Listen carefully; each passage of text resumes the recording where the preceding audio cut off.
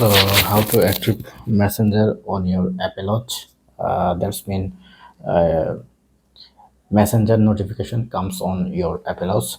So, for that, first of all, you need to open Watch apps on your mobile, and then you have to go your notification, scroll down, and make sure your setting is enabled, and Facebook also enabled.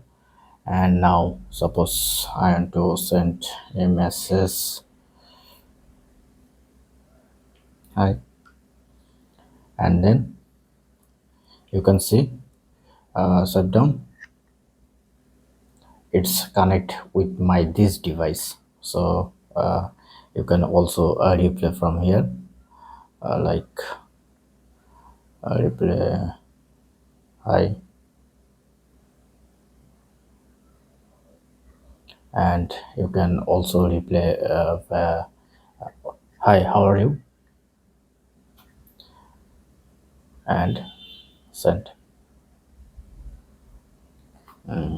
This message is comes here.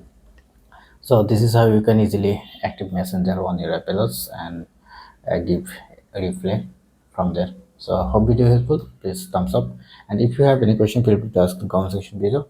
Have a good day. Thank you.